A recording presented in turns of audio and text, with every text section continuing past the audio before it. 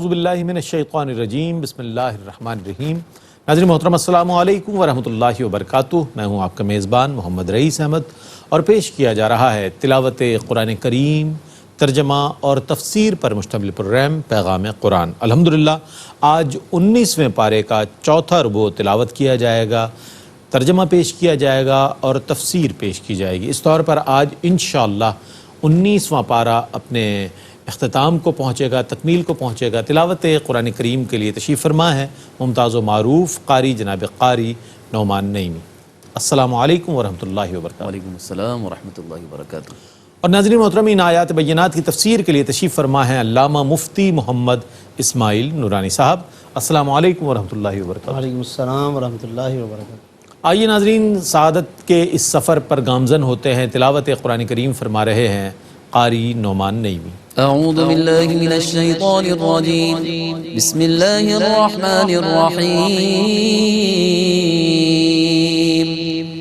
اذ قال موسیٰ لأہلہ انی آنست نارا سآتيكم منها بخبر أو آتيكم بشهاب قبس لعلكم تصطلون۔ میں اللہ کی پناہ میں آتا ہوں شیطان مردود سے۔ اللہ ہی کے نام سے شروع کرتا ہوں جو نہایت رحم فرمانے والا بہت مہربان ہے۔ جب موسیٰ نے اپنی اہلیہ سے کہا بے شک میں نے آگ دیکھی ہے، میں تمہارے پاس ابھی کوئی خبر لاتا ہوں یا کوئی سلگتا ہوا انگارہ تاکہ تم حرارت حاصل کرو۔ فلما جاءها نودي أن بورك من في النار ومن حولها وسبحان الله رب العالمين۔ يا موسى إنه أنا الله العزيز الحكيم۔ پھر جب وہ اس جگہ پہنچے تو ان کو ندا کی گئی کہ جو آگ کی تجلی میں ہے اور جو اس کے آس پاس ہے وہ برکت والا ہے، اور اللہ سبحان ہے جو تمام جہانوں کا رب ہے۔ اے موسیٰ سنو، بات یہ ہے کہ میں ہی اللہ ہوں، بہت غالب، بڑی حکمت والا۔ وَأَلْقِ عَصَاكَ فَلَمَّا رَآهَا تَهْتَزُّ كَأَنَّهَا جَانٌّ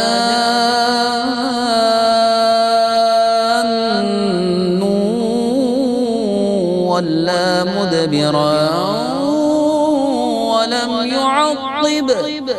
يَا مُوسَىٰ لَا تَخَفْ إِنِّي لَا يَخَافُ لَدَيَّ الْمُرْسَلُونَ۔ اور اپنا عصا ڈال دیجئے۔ پھر جب انہوں نے اس کو اس طرح لہراتا ہوا دیکھا گویا کہ وہ سانپ ہے تو وہ پیٹھ پھیر کر چل دیے اور پیچھے مڑ کر نہ دیکھا۔ تو اللہ تعالیٰ نے فرمایا اے موسیٰ ڈریے مت، بے شک میری بارگاہ میں رسول ڈرا نہیں کرتے۔ إِلَّا مَن ظَلَمَ ثُمَّ بَدَّلَ حُسْنًا بَعْدَ سُوءٍ فَإِنِّي غَفُورٌ رَّحِيمٌ۔ سوا اس کے جس نے ظلم کیا پھر اس نے برائی کے بعد کوئی نیکی کی تو بے شک میں بہت بخشنے والا، بے حد رحم فرمانے والا ہوں۔ وَأَدْخِلْ يَدَكَ فِي جَيْبِكَ تَخْرُجْ بَيْضَاءَ مِنْ غَيْرِ سُوءٍ فِي 9 آيَاتٍ إِلَى فِرْعَوْنَ وَقَوْمِهِ إِنَّهُمْ كَانُوا قَوْمًا فَاسِقِينَ۔ اور آپ اپنا ہاتھ اپنے گریبان میں ڈالیں تو وہ بغیر کسی عیب کے چمکتا ہوا نکلے گا۔ آپ 9 نشانیاں لے کر فرعون اور اس کی قوم کے پاس جائیے، بے شک وہ نافرمانوں کا گروہ ہے۔ فلما جاءتهم آياتنا مبصرة قالوا هذا سحر مبين.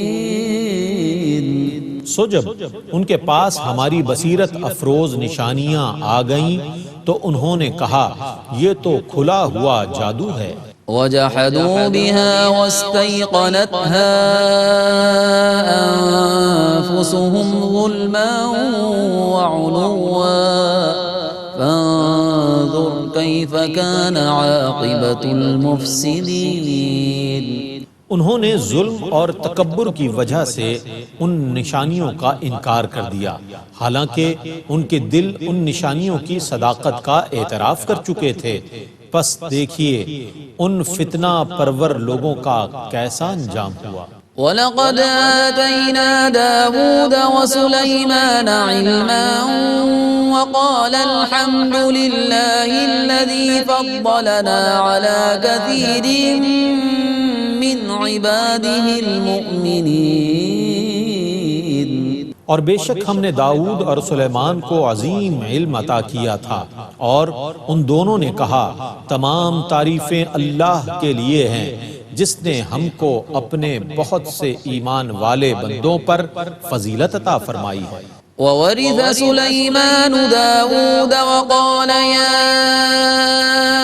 أَيُّهَا النَّاسُ عُلِّمْنَا مَنطِقَ الطَّيْرِ وَأُوتِينَا مِن كُلِّ شَيْءٍ إِنَّ هَذَا لَهُوَ الْفَضْلُ الْمُبِينُ. اور سلیمان داؤد کے وارث ہوئے اور کہنے لگے اے لوگو، ہمیں پرندوں کی بولی سکھائی گئی ہے اور ہمیں ہر چیز سے عطا کیا گیا ہے، بے شک یہی کھلا ہوا فضل ہے. وحشر لسليمان جنوده من الجن والإنس والطير فهم يوزعون. اور سلیمان کے لیے جنات اور انسانوں اور پرندوں کے لشکر جمع کیے گئے اور ہر ایک کو الگ الگ منقسم کیا گیا. حتى إذا أتوا على واد النمل قالت نملة يا أيها النمل ادخلوا مساكنكم لا يحطمنكم سليمان وجنوده وهم لا يشعرون. حتیٰ کہ جب وہ چونٹیوں کی وادی میں پہنچے تو ایک چونٹی نے کہا اے چونٹیوں، اپنے اپنے بلوں میں گھس جاؤ، کہیں سلیمان اور ان کا لشکر بے خبری میں تمہیں روند نہ ڈالے. فتبسم ضاحكا من قولها وقال رب أوزعني أن أشكر نعمتك التي أنعمت علي وعلى والدي وأن أعمل صالحا ترضاه وأدخلني برحمتك في عبادك الصالحين. اس کی بات سے سلیمان مسکرا کر ہنس دیے اور دعا کی اے میرے رب، تو نے مجھے اور میرے والدین کو جو نعمتیں عطا کی ہیں مجھے ان کا شکر ادا کرتے رہنے پر قائم رکھ، اور مجھے ان نیک اعمال پر قائم رکھ جن سے تو راضی ہے، اور اپنی رحمت سے مجھے اپنے نیک بندوں میں شامل کر لے. وتفقد الطير فقال ما لي لا أرى الهدهد أم كان من الغائبين.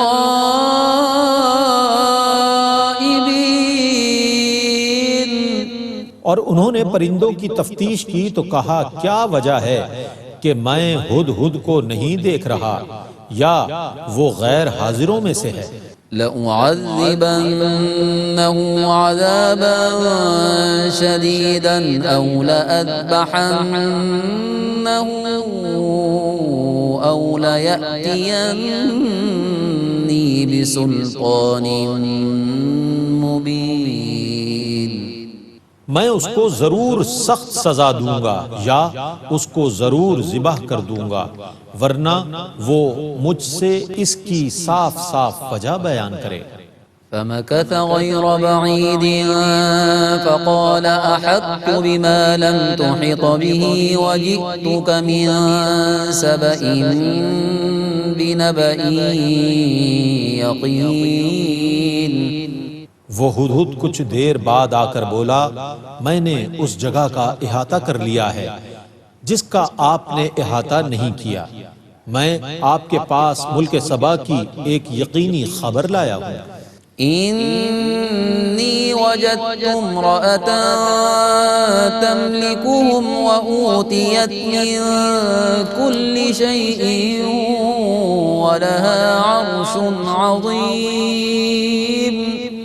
میں نے دیکھا کہ ان پر ایک عورت حکومت کر رہی ہے اور اس کو ہر چیز سے دیا گیا ہے اور اس کا بہت بڑا تخت ہے۔ وجدتها وقومها يسجدون للشمس من دون الله وزين لهم الشيطان أعمالهم فصدهم عن السبيل فهم لا يهتدون۔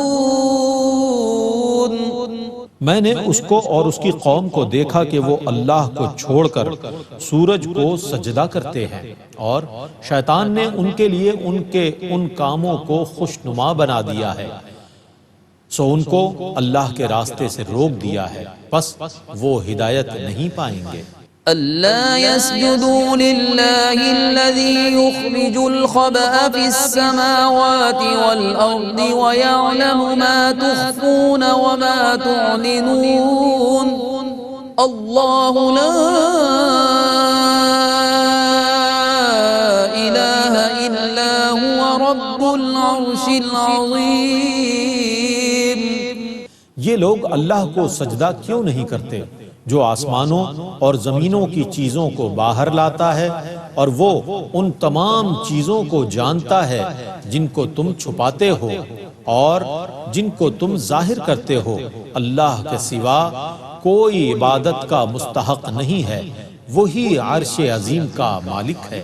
قال سننظر أصدقت أم كنت من الكاذبين اذهب بكتابي هذا فألقه إليهم ثم تول عنهم فانظر ماذا يرجعون۔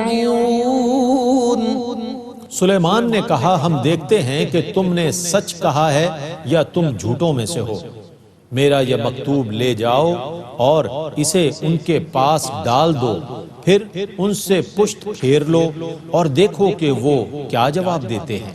قالت يا أيها الملأ إني ألقي إلي كتاب كريم۔ ملکہ سبا نے کہا، اے میرے سردارو، بے شک میرے پاس ایک معزز مکتوب پہنچایا گیا ہے۔ إنه من سليمان وإنه بسم الله الرحمن الرحيم ألا تعلوا علي وأتوني مسلمين۔ بے شک وہ مکتوب سلیمان کی جانب سے ہے، اور بے شک وہ اللہ ہی کے نام سے شروع کیا گیا ہے جو بہت مہربان نہایت رحم فرمانے والا ہے، یہ کہ تم میرے مقابلے میں سر نہ اٹھاؤ اور مسلمان ہو کر میرے پاس آ جاؤ۔ قالت يا أيها الملأ أفتوني في أمري ما كنت قاطعة أمرا حتى تشهدون۔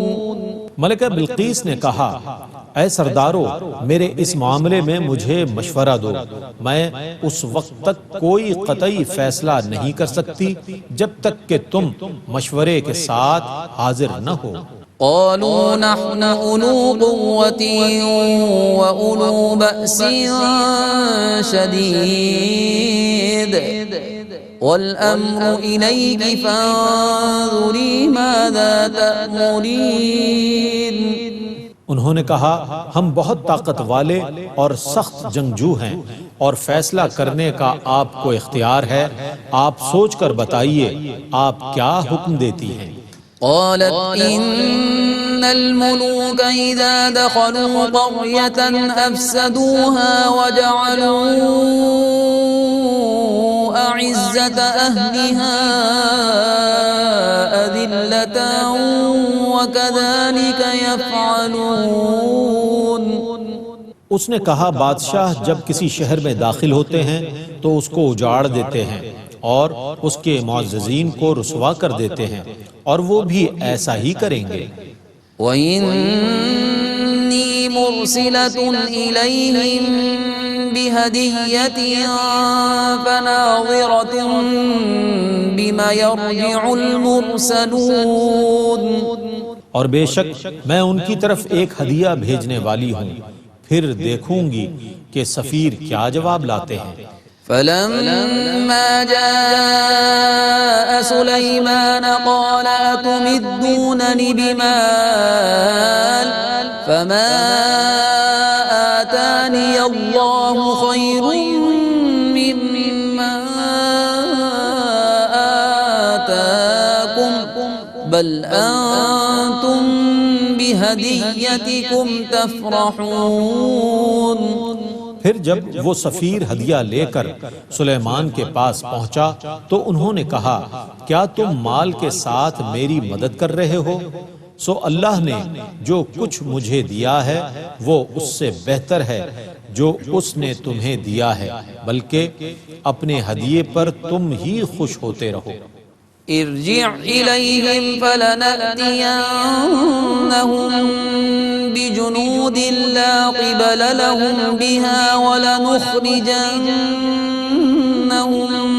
منها أذلة وهم صاغرون۔ ان کے پاس واپس جاؤ اور انہیں بتا دو کہ ہم ضرور ایسے لشکروں کے ساتھ ان پر حملہ کریں گے جن کے مقابلے کی ان میں طاقت نہیں، اور ہم ضرور ان کو ذلیل اور رسوا کر کے وہاں سے نکال باہر کریں گے۔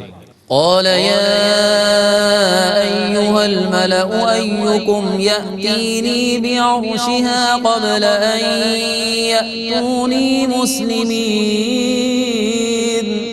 سلیمان نے کہا اے سردارو تم میں کون ان کے اطاعت گزار ہو کر آنے سے پہلے اس کا تخت میرے پاس لا سکتا ہے؟ قال عفریت من الجن انا آتیک به قبل ان تقوم من مقامک وإنی علیہ لقوی امین۔ ایک بہت بڑے جن نے کہا میں آپ کے مجلس برخاست کرنے سے پہلے اس تخت کو آپ کے پاس حاضر کر دوں گا اور میں اس پر ضرور قادر اور امین ہوں۔ قال الذي عنده علم من الكتاب أنا آتيك به قبل أن يرتد إليك طرفك فلما رآه مستقرا عنده قال هذا من فضل ربي ليبلوني أأشكر أم أكفر ومن شكر فإنما يشكر لنفسه ومن كفر فإن ربي غني كريم۔ جس شخص کے پاس کتاب کا علم تھا اس نے کہا میں آپ کی پلک جھپکنے سے پہلے اس تخت کو آپ کے پاس حاضر کر دوں گا۔ سو جب سلیمان نے اس تخت کو اپنے پاس رکھا ہوا دیکھا تو کہا یہ میرے رب کے فضل سے ہے تاکہ وہ میرا عمل ظاہر کرے کہ آیا میں شکر کرتا ہوں یا ناشکری، اور جو شکر کرتا ہے تو وہ اپنے فائدے ہی کے لیے شکر کرتا ہے، اور جو ناشکری کرتا ہے تو میرا رب بے پرواہ بزرگ ہے۔ قال نكروا لها عرشها ننظر أتهتدي أم تكون من الذين لا يهتدون سلیمان نے حکم دیا کہ اس تخت میں کچھ تغیر کر دو تاکہ ہم آزمائیں کہ آیا وہ اس کو پہچاننے کی راہ پاتی ہے یا ان لوگوں میں سے ہے جو راہ نہیں پاتے۔ فلما جاءت قيل أهكذا عرشك قالت كأنه هو وأوتينا العلم من قبلها وكنا مسلمين۔ جب بلقیس آئی تو اس سے پوچھا گیا کیا اس کا تخت ایسا ہی ہے؟ اس نے کہا گویا کہ یہ وہی ہے اور ہمیں اس سے پہلے ہی علم دیا گیا تھا اور ہم اطاعت گزار ہو چکے تھے۔ وصدها ما كانت تعبد من دون الله إنها كانت من قوم كافرين۔ اور اس کو اطاعت سے اس چیز نے روکا تھا جس کی وہ اللہ کو چھوڑ کر عبادت کرتی تھی، بے شک وہ کافروں میں سے تھی۔ قیل لها ادخل الصرح فلما رأته حسبته لجة وكشفت عن ساقيها قال إنه صرح ممرد من قوارير قالت رب إني ظلمت نفسي وأسلمت مع سليمان لله رب العالمين۔ اس سے کہا گیا اس محل میں داخل ہو جا۔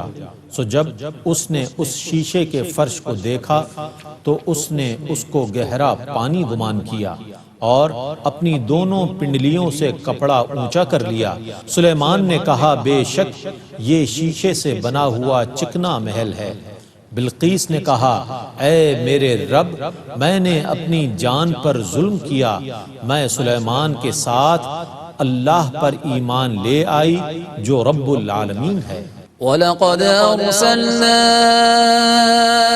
إِلَى ثَمُودَ أَخَاهُمْ صَالِحًا أَنِ اعْبُدُوا اللَّهَ فَإِذَا هُمْ فَرِيقَانِ يَخْتَصِمُونَ۔ اور بے شک ہم نے سمود کی طرف ان کے ہم قبیلہ صالح کو یہ پیغام دے کر بھیجا کہ اللہ کی عبادت کرو تو وہ دو فریق بن کر جھگڑنے لگے۔ قال يا قوم لم تستعجلون بالسيئة قبل الحسنة لولا تستغفرون الله لعلكم ترحمون۔ صالح نے کہا اے میری قوم کے لوگو، تم بھلائی کی طلب سے پہلے برائی کی طلب میں کیوں جلدی کر رہے ہو؟ تم اللہ سے گناہوں کی بخشش کیوں طلب نہیں کرتے تاکہ تم پر رحم کیا جائے؟ قالوا اطيرنا بك وبمن معك قال طائركم عند الله بل أنتم قوم تفتنون۔ انہوں نے کہا ہم آپ کو اور آپ کے اصحاب کو بدشگون منحوس خیال کرتے ہیں۔ صالح نے کہا تمہاری بدشگونی نحوست اللہ کے ہاں ہے بلکہ تم فتنے میں مبتلا ہو۔ وَكَانَ فِي الْمَدِينَةِ 9 رَهْطٍ يُفْسِدُونَ فِي الْأَرْضِ وَلَا يُصْلِحُونَ۔ اور سمود کے شہر میں 9 شخص تھے جو زمین میں فساد پھیلا رہے تھے اور اصلاح نہیں کرتے تھے۔ قالوا تقاسموا بالله لنبيتنه وأهله ثم لنقولن لوليه ما شهدنا مهلك أهله وإنا لصادقون۔ انہوں نے کہا سب آپس میں قسمیں کھا کر اللہ سے یہ عہد کرو کہ ہم ضرور رات کو صالح اور ان کے گھر والوں پر شب خون ماریں گے، پھر ان کے وارث سے ہم یہ کہیں گے کہ ہم ان کے گھر والوں کے قتل کے موقع پر حاضر ہی نہ تھے، اور بے شک ہم سچے ہیں۔ وَمَكَرُوا مَكْرًا وَمَكَرْنَا مَكْرًا وَهُمْ لَا يَشْعُرُونَ فَانظُرْ كَيْفَ كَانَ عَاقِبَةُ مَكْرِهِمْ أَنَّا دَمَّرْنَاهُمْ وَقَوْمَهُمْ أَجْمَعِينَ۔ اور انہوں نے خفیہ سازش کی اور ہم نے خفیہ تدبیر کی اور ان کو اس کا شعور بھی نہیں ہوا، سو آپ دیکھیے کہ ان کی سازش کا کیسا انجام ہوا۔ ہم نے ان کو اور ان کی ساری قوم کو ہلاک کر دیا۔ فَتِلْكَ بُيُوتُهُمْ خَاوِيَةً بِمَا ظَلَمُوا إِنَّ فِي ذَلِكَ لَآيَةً لِقَوْمٍ يَعْلَمُونَ وَأَنجَيْنَا الَّذِينَ آمَنُوا وَكَانُوا يَتَّقُونَ۔ پس یہ ہیں ان کے گھر جو ان کے ظلم کرنے کی وجہ سے گرے پڑے ہیں، بے شک اس واقعے میں اہل علم کے لیے ضرور نشانی ہے، اور ہم نے ایمان والوں اور متقی لوگوں کو نجات دے دی۔ وَلُوطًا إِذْ قَالَ لِقَوْمِهِ أَتَأْتُونَ الْفَاحِشَةَ وَأَنْتُمْ تُبْصِرُونَ أَإِنَّكُمْ لَتَأْتُونَ الرِّجَالَ شَهْوَةً مِّن دُونِ النِّسَاءِ بَلْ أَنْتُمْ قَوْمٌ تَجْهَلُونَ۔ اور لوط کو یاد کیجئے جب انہوں نے اپنی قوم سے کہا، کیا تم دیکھنے کے باوجود بے حیائی کرتے ہو؟ کیا تم نفسانی خواہش پوری کرنے کے لیے ضرور عورتوں کو چھوڑ کر مردوں کے پاس جاتے ہو؟ بلکہ تم جاہل لوگ ہو۔ فما كان جواب قومه إلا أن قالوا أخرجوا آل لوط من قريتكم إنهم أناس يتطهرون۔ سو ان کی قوم کا صرف یہ جواب تھا، انہوں نے کہا آل لوط کو شہر بدر کر دو، یہ بہت پاک باز بن رہے ہیں۔ فأنجيناه وأهله إلا امرأته قدرناها من الغابرين وأمطرنا عليهم مطرا فساء مطر المنذرين۔ سو ہم نے لوط کی بیوی کے سوا ان کو اور ان کے گھر والوں کو نجات دے دی۔ ہم نے اس کو ان لوگوں میں مقدر کر دیا تھا جو عذاب میں رہ جانے والے تھے، اور ہم نے ان پر پتھروں کی بارش کی تو جن لوگوں کو ڈرایا گیا تھا ان پر وہ کیسی بری بارش تھی۔ قل الحمد لله وسلام على عباده الذين اصطفى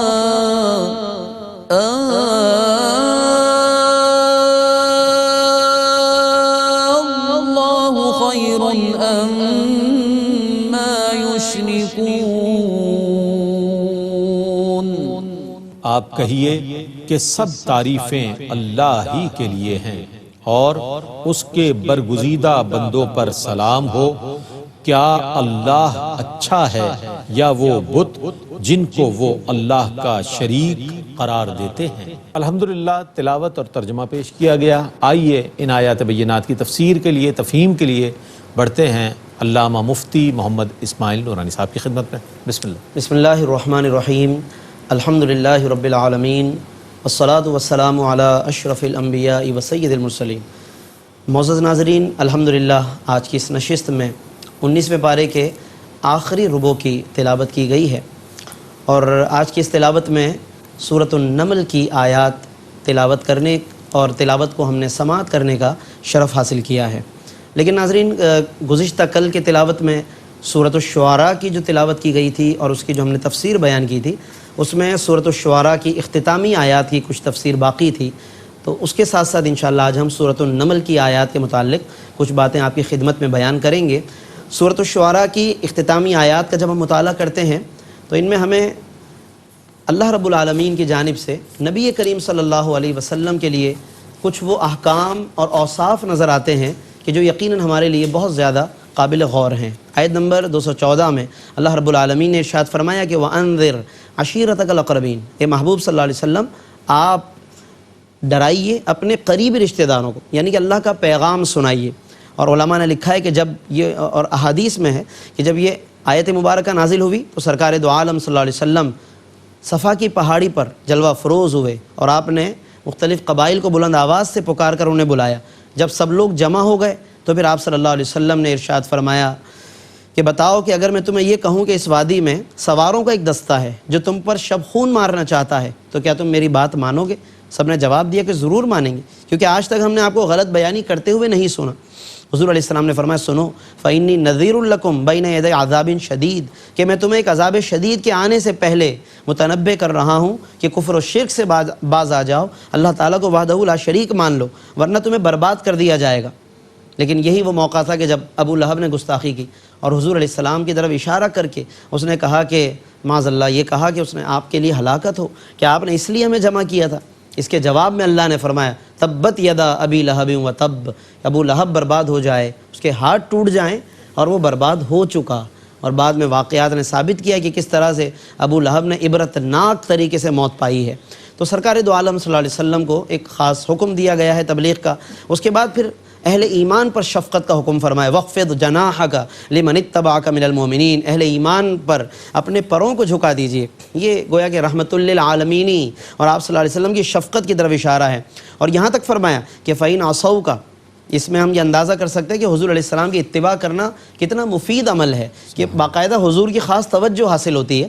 فرمایا فَإِنْ عَصَوْكَ، اگر وہ لوگ آپ کی نافرمانی کریں فَقُلْ، تو آپ فرما دیجئے انی بریء مما تعملون، کہ میں بریء الذمہ ہوں ان کاموں سے جو تم کرتے ہو۔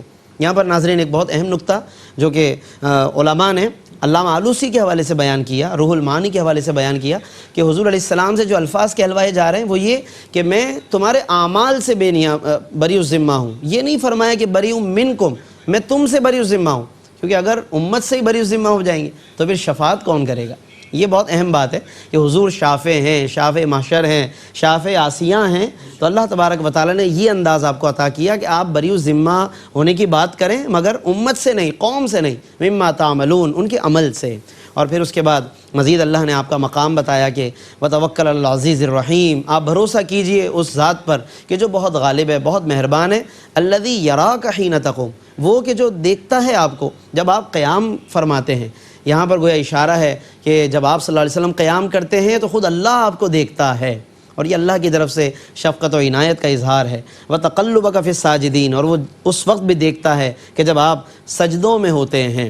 یہ آپ صلی اللہ علیہ وسلم کی عبادت کا مقام ہے کہ پوری دنیا عبادت کرے تو پابند ہے کہ وہ رب کے جلووں کو دیکھے، ان تعبد اللہ کانک تراہ، لیکن آقا دو عالم کا مقام کہ جب آپ کھڑے ہوتے ہیں تو اللہ آپ کو دیکھتا ہے، اور یہ بہت بلند و بالا مقام ہے، مقام رفیع ہے آقا دو عالم صلی اللہ علیہ وسلم کا۔ اور بعض علماء نے یہ بھی استدلال کیا فی الساجدین سے، آپ صلی اللہ علیہ وسلم کا تقلب یعنی کہ پشت در پشت منتقل ہونا الساجدین میں، اس سے آپ صلی اللہ علیہ وسلم کے پورے اس نسل مبارک اور آپ صلی اللہ علیہ وسلم کے اس پورے تسلسل کی طرف اشارہ ہے کہ جو حضرت آدم علیہ السلام سے آپ کے والدین کریمین تک ہے کہ جن کو اللہ نے الساجدین کہا، تو اس سے حضور کے والدین کے ایمان کی طرف بھی گویا کہ اشارہ کیا گیا ہے، یہ بھی ایک استدلال ہے۔ پھر سورۃ الشعراء اس کو کیوں کہتے ہیں؟ آیت 224 میں فرمایا وَالشُّعَرَاءُ يَتَّبِعُهُمُ الْغَاوُونَ، اور جو شعراء ہیں تو ان کی پیروی حق سے بہکے ہوئے لوگ ہی کرتے ہیں۔ یہ شعراء کی دو قسمیں بیان کی ہیں قرآن نے، ایک وہ شعراء کہ جو محض ایسی شاعری کرتے ہیں کہ جس کا کوئی مفاد نہیں ہوتا، یعنی جس کا کوئی ایسا فائدہ نہیں کہ جس سے قوم کو کوئی فائدہ پہنچے، جس سے قوم کو کوئی نفع پہنچے، اور اس میں سوائے بےہودگی کے، سوائے نقصان کے، اور لوگوں میں لغویات کو فروغ دینے کے اور کوئی فائدہ نہیں۔ الم تر انہم فی کل وادی یہیمون، کہ آپ نہیں دیکھتے ہر وادی میں یہ بھٹکتے رہتے ہیں اور ایسی باتیں کرتے جو یہ کرتے نہیں ہیں۔ ایک طبقہ یہ ہے، لیکن شعراء کا دوسرا طبقہ الا الذین آمنوا وعملوا الصالحات، جو صاحبان ایمان جنہوں نے نیک عمل کیے، وذکروا اللہ کثیرا، اور اللہ کا کثرت سے ذکر کرتے ہیں، یہ اچھے شعراء ہیں۔ چنانچہ یہی وجہ ہے کہ جب یہ آیات پہلے نازل ہوئی شعراء کی مذمت میں تو حضرت حسان، حضرت عبداللہ بن رواحہ، حضرت کعب بن زہیر حضور کی بارگاہ میں آئے، عرض کیا حضور ہم تو پھر ہلاک ہو گئے کہ اللہ نے شعراء کی مذمت کی ہے. تو پھر فرمایا گیا کہ یہ الا الذین آمنوا وعملوا الصالحات وذکروا اللہ کثیرا، اس سے جو شعراء ہیں وہ الگ ہیں اور جن کی مذمت کی گئی وہ الگ ہیں. تو یہ ناظرین سورۃ الشعراء کے کچھ مضامین ہیں. اس کے ساتھ ہی ناظرین سورۃ النمل کا آغاز کیا گیا ہے، اور النمل کو، سورۃ النمل کو نمل اس لیے کہتے ہیں کہ اس میں چونٹیوں کا چونکہ خاص ذکر ہے جو آگے آئے گا، تو اس وجہ سے اس کو سورۃ النمل کہتے ہیں. یہ سورۃ مبارکہ ناظرین 7 رکوع اور 93 آیتوں پر مشتمل ہے، اور آخری ربع تقریباً 19ویں پارے کا اسی پر مشتمل ہے. ابتدا میں اللہ رب العالمین نے قرآن کا مقام بیان فرمایا، قرآن کی آیتوں کا مقام، اور کہ قرآن سے دراصل فائدہ کون اٹھاتا ہے. جو صاحبان ایمان ہیں، جن کے دل میں خوف خدا ہوتا ہے، وہ واقعی صحیح معنی میں فائدہ اٹھاتے ہیں. اور ایسے بھی ظاہر ہے کہ صاحبان ایمان ہیں کہ جو ایمان تو رکھتے ہیں لیکن پھر محنت نہیں کرتے، تو پھر قرآن سے وہ نفع بھی نہیں اٹھا پاتے. اس لیے دراصل قرآن پر محنت کرنا ضروری ہے. جتنا قرآن میں غور کریں گے، جتنا منہمک ہوں گے، یہ قرآن پھر اسی قدر آپ کو نفع دینا شروع کرے گا، اور اسی قدر علوم کے دروازے کھلنا شروع ہو جائیں گے. اور یہ پھر ذاتی طور پر یوں سمجھ لیں کہ کسی ایک کی کوئی ایسی وراثت نہیں ہے کہ کوئی فلاں غور کرے تو اس کو قرآن نفع عطا کرے گا. آج دنیا میں دیکھیے کہ ان اقوام کو دیکھیے جو قرآن کو بظاہر نہیں مانتے، ایمان نہیں رکھتے، لیکن انہوں نے قرآن سے استفادہ کیا، علوم اخذ کیے، اور نہ جانے وہ اسی کی روشنی میں کہاں سے کہاں پہنچ گئے. تو اہل ایمان کو چاہیے کہ وہ اس سے اپنا تعلق مضبوط کریں. اس کے بعد اس میں اللہ نے حضرت موسیٰ علیہ السلام کا ذکر فرمایا ہے، ان کے معجزات کا ذکر فرمایا، جس کی کچھ تفصیل ہم اس سے پہلے کے نشستوں میں بیان کر چکے ہیں. پھر حضرت داؤد و سلیمان کا ذکر فرمایا، ان پر اللہ نے کیا کیا انعامات فرمائے. خاص طور پر فرمایا کہ حضرت سلیمان کو ہم نے پرندوں کی بولی سکھائی. خود کہتے ہیں یا ایھا الناس، لوگو علمنا منطق الطیر، ہمیں پرندوں کی بولی سکھائی گئی ہے. تو یہ حضرت سلیمان علیہ السلام کا ایک خاص ذکر اس میں موجود ہے. حضرت داؤد کا ذکر موجود ہے، اس کی تفصیل ناظرین ہم اس سے پہلے 17ویں پارے میں بیان کر چکے ہیں. مزید آگے بھی انشاءاللہ کچھ آیات آئیں گی کہ جن میں اس کا ذکر کیا جائے گا. حضرت سلیمان کو اللہ نے خاص طور پہ جو ایک لشکر عطا فرمائے، جس میں پرندے بھی ان کے لشکر میں شامل ہیں، جنات بھی ان کے لشکر میں شامل ہیں، انسان بھی. 3 حصوں پر حضرت سلیمان کا لشکر مشتمل، اور قرآن نے آیت 17 سورۃ النمل میں ان کے لشکر کی ساری ترتیب بیان کر دی. اور سب سے اہم بات ناظرین یہ ہے کہ فہم یوزعون، ان کا لشکر نظم و ضبط کا پابند تھا، یعنی انتہائی منظم لشکر اللہ نے انہیں عطا فرمایا.